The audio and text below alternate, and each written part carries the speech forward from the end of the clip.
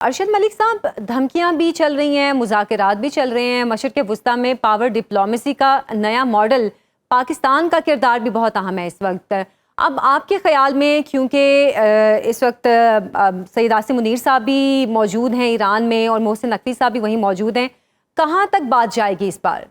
बिस्मिल्लाह रहमान रहीम। बहुत शुक्रिया मेरी ओपिनियन लेने के लिए। देखें, अमेरिका ने हर तरह से कोशिश की कि वो एक तरफा तौर पे अपनी शराइत को मनवा ले और उनको शराइत को मनवाने के साथ साथ उस पर मुसल्लत करने पर भी इसरार करता रहा, लेकिन साथ साथ सालसी की हमायत भी की और जैसे आपने फरमाया मुमकिन हमले का भी अंदेशा जाहिर करता रहा। मेरे ख्याल में जो मोहसिन नकवी साहब गए और उस पर जो बातचीत हुई वो बहुत एक जुर्रतमंदाना कदम था। अब जो फील्ड मार्शल साहब गए, जिसका इंडिकेशन एक दिन पहले से होनी शुरू हो गई थी कि बहुत बड़ी शख्सियत पाकिस्तान की शायद अमेरिका ईरान जाए, तो उसके दो ही रुख बन सकते थे कि या तो ईरान की जो क़यादत है वो इस तरफ आ नहीं रही, जो एक मीडियोकर या इंटरमीडिएट सोल्यूशन था, या दूसरा ये है कि मुज़ाकरात हल के करीब होने वाले हैं। मेरी जाती राय ये है कि दो ही इशू रह गए थे, एक अपना होमस और एक न्यूक्लियर के ऊपर भी खास तौर पे एक मीडिएशन सी आनी थी कि जो टाइम फ्रेम है उसको किसी तरह से नरम किया जाए। मुझे ये लग रहा है कि पॉजिटिविटी है, मुज़ाकरात यकीनन अच्छी समत की तरफ जा रहे हैं और कोई पॉजिटिव चीज़ इंशाअल्लाह इस दौर में निकल आएगी।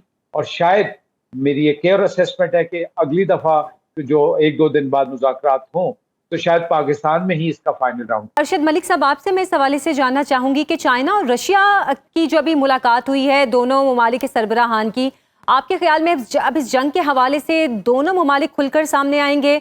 और जैसे कि ट्रम्प तो कह रहे हैं कि इस वक्त लेटर ऑफ इंटेंट साइन हो रहा है, लेकिन दूसरी जानिब जो कहना चाहिए इसराइल के जो वज़ीर आज़म हैं नेतन्याहू, वो ये चाहते हैं कि जंग तभी ख़त्म हो जब ईरान की जो ये मौजूदा रजीम है ये ख़त्म हो।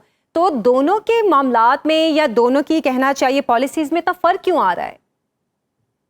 देखिए, सबसे पहले ये बात क्वेश्चन मुझसे कर रहे हैं। इजराइल की जो रिक्वायरमेंट है वो तो खत्म, वो पूरी नहीं हो सकती। रजीम चेंज का जो ख्वाब उसने देखा था वो पहले भी शर्मिंदा ताबीर नहीं हुआ और अभी भी रजीम यही रहेगी। इसलिए मेरे ख्याल में ये वो बिल्कुल ही गैर मंतकी बात कर रहा है।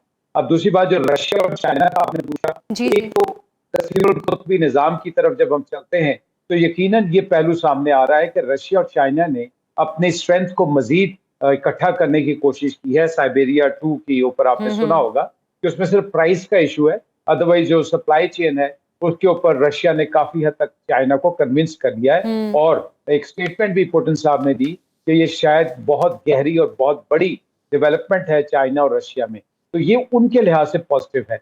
इसका जो आपका सवाल है positive impact on Iran, I don't think so, because Iran के लिए चाइना सपोर्ट तो कर रहा है, बट चाइना और रशिया उस तरह एग्रेसिवली नहीं आते जिसकी जरूरत है। हाँ, यूनाइटेड नेशंस में उसको सपोर्ट कर देते हैं, वीटो कर देते हैं, और किसी हद तक जो टेक्नोलॉजी का ट्रांसफर है या एआई में और जो सैटेलाइट की पिक्चर्स में, ये डेफिनेटली उनकी हेल्प आ रही है, बट उतना नहीं।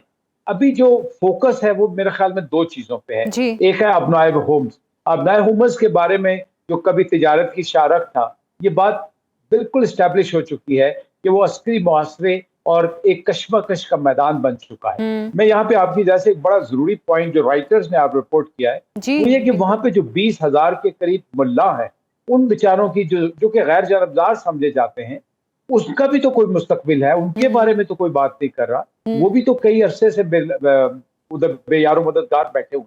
तो एक अपनाए हुमस का इशू है, दूसरा न्यूक्लियर का इशू है। बाकी सैंक्शंस और जो इसका ये सारे तय हो जाएंगी। न्यूक्लियर इशू के ऊपर सहूनी सोच है और अपनाए हुमस के ऊपर अमेरिका का एक इखलाकी कद या दुनिया की मईशत डिपेंड करती।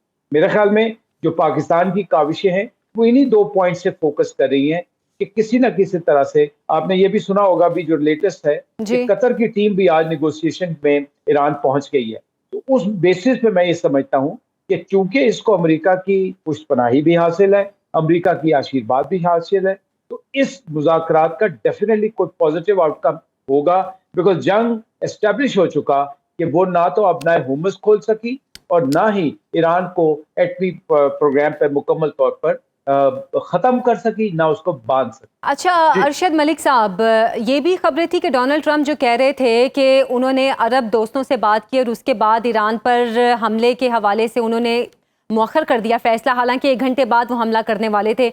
ये भी इत्तला थी कि हज वार्निंग के बाद डोनाल्ड ट्रंप ने ईरान पर हमला करने का फैसला मौखर कर दिया, क्योंकि इस वक्त सऊदी अरब में भी हज सीज़न चल रहा है और यकीनन अगर ऐसा होता तो एक बड़ा इंसानी बहरान का भी खदशा था और खलीजी ममालिक अमरीका को फौरी सफारती और सिक्योरिटी इंतबा भी किया गया। देखिए, सबसे पहले तो ये देखें कि जहाँ तक मजहबी लिहाज से तो ना आप ये एक्सपेक्ट ना करें कि अमेरिका या इजराइल कोई इस किस्म के एहतराम करेंगे, बिकॉज जब रमजान शरीफ के एहतराम नहीं किया गया तो हज सीजन का, अगर हज सीजन के ऊपर कोई ऐसा बहरान आता है तो खुदा न खासा वो ईरान की तरफ से अटैक का था, लेकिन ईरान ने अभी तक कोई ऐसा अटैक नहीं किया जो कि अमेरिकन इंटरेस्ट के ऊपर हो। ऐसा ही हुआ जो कि अमेरिकन इंटरेस्ट पे हो, वरना उसने कोई ऐसा गैर जरूरी अटैक नहीं किया। उसकी टारगेटिंग फिलॉसफी और टारगेटिंग जो स्ट्रेटजी थी वो बहुत बेहतर थी। जो दूसरा आपका पॉइंट था कि जो इंसानी बहरान, मेरे ख्याल में खलीजी रियासतें और खासतौर पर एक बहुत बड़ी डेवलपमेंट ये थी कि यूएई का इसमें आ जाना और अमेरिका को रिक्वेस्ट करना, वो उनके अपने सर्वाइवल के लिए, नॉट के कोई इंसानी बहरान है। बिकॉज खुदा न खास्ता अगर अमेरिका ईरान के ऊपर अटैक करता है तो ईरान के पास तो बस लास्ट डिच ऑप्शन थी, तो उसने तो उन खलीजी रियासतों पर हमला करना ही करना था, जिसमें खास तौर पे यूएई का शामिल था।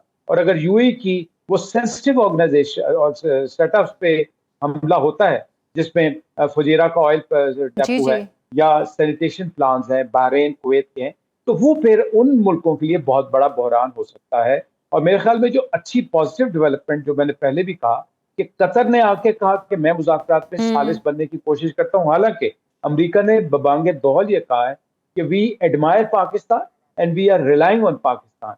मेरे ख्याल में इस सारी जो बहस हम कर रहे हैं ये पॉजिटिविटी की तरफ जा रही है, कोई ना कोई आउटकम जरूर निकलेगा, भले वो फ्रेजाइल हो जैसे कि पहले है, लेकिन अमेरिका इस वक्त ये समझ चुका है कि वो जो एस्केलेशन ट्रैप उसने बनाया हुआ था, उस एस्केलेशन ट्रैप को उसको लोअर करना पड़ेगा और एक मुतबादिल मनसूबा प्लान बी जिसकी बात हो रही थी अब नए हुमस को, वो भी कामयाब नहीं होगा अनलेस इन 2 पॉइंट्स के ऊपर वो कुछ ना कुछ लीवरेज ईरान को दे, और वो उसको देनी पड़ेगी।